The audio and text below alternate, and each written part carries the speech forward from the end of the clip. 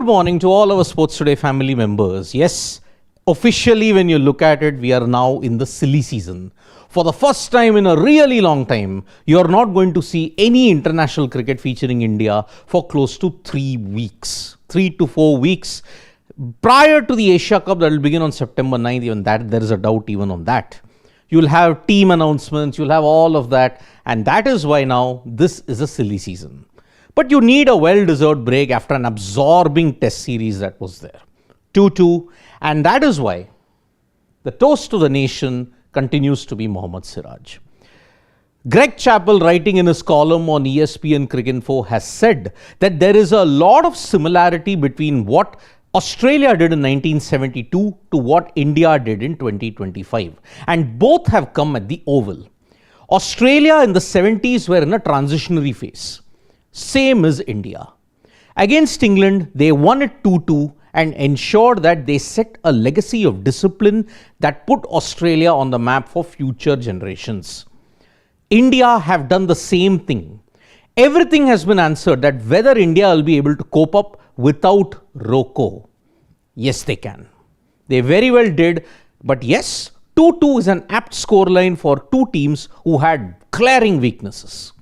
And that is why no one deserved to win, no one deserved to lose. So that is why Mohammad Siraj's exploits and India's exploits at the Oval has resulted in a new golden phase for them. And Greg Chappell believes this will go a long way in establishing certain disciplines that will put India in good stead. Ravichandran Ashwin, even he has also urged the BCCI and everybody to protect your number one bowler in Mohammad Siraj. Mohammad Siraj now may not be if you look at it, the junior to Bumrah anymore. He is the number one bowler. Because Bumrah, whenever he's not played, he stepped up and ensured he's given India victories. Look at it. In the two matches that Bumrah didn't play in, the second test and the fifth test, his absence was totally filled up by Siraj, taking 6 for 76 and 9 wickets in the game that happened in Oval. So Ashwin has said, build your fast bowling around Mohammad Siraj, not on Jasprit Bumrah. Because Bumrah's availability now with the BCCI stepping in and saying, we will not pick players physically, or if they are medically not clear to participate in all tests, they will not be picked. So that is why Bumrah's test career is at the crossroads at this point in time because of workload management, because of injury issues. But Siraj's 187 overs has given a new twist to this workload debate. Sunil Gavaskar on Sports Today mentioned, what is this thing about workload? That should be erased from the dictionary at this point in time. Test cricket, though, will continue for 5 more days. On 7th, you're going to see New Zealand take on Zimbabwe in the second test, and Will O'Rourke has been ruled out.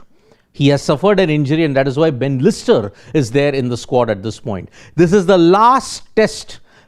After that, it's only going to be white ball cricket. There is going to be no red ball cricket, at least until October. So that is why the last test of this calendar is going to happen on August 7th at Bulawayo.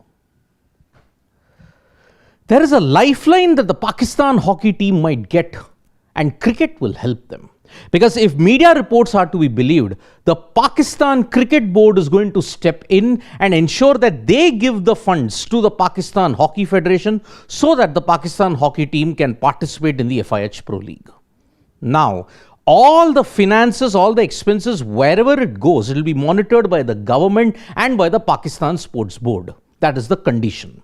So Pakistan Cricket Board is going to give the Pakistan Hockey Federation money to participate in the FIH Pro League. And that means for the first time since 2019, Pakistan will be part of the Pro League if that happens. And that means 2 more games with India.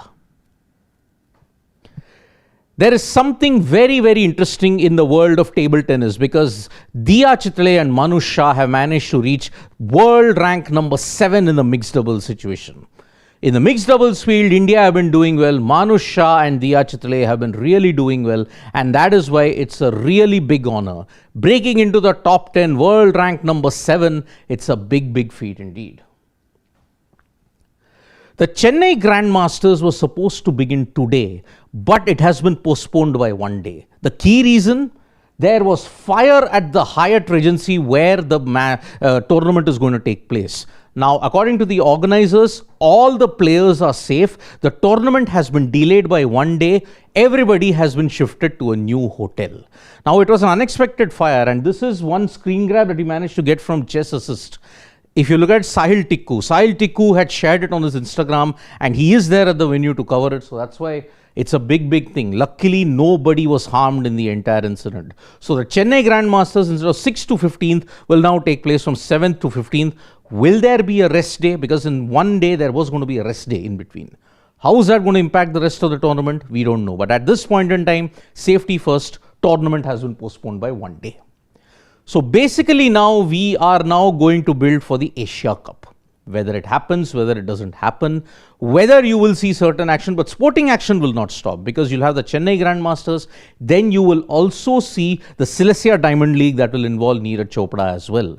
So that's why plenty of sporting action coming your way in August. We are just getting started. Cricket may take a backseat, but in sports today, sports doesn't take a backseat. Thank you so much, folks, for joining us for this live. Subscribe to Sports Today for all the latest news and analysis.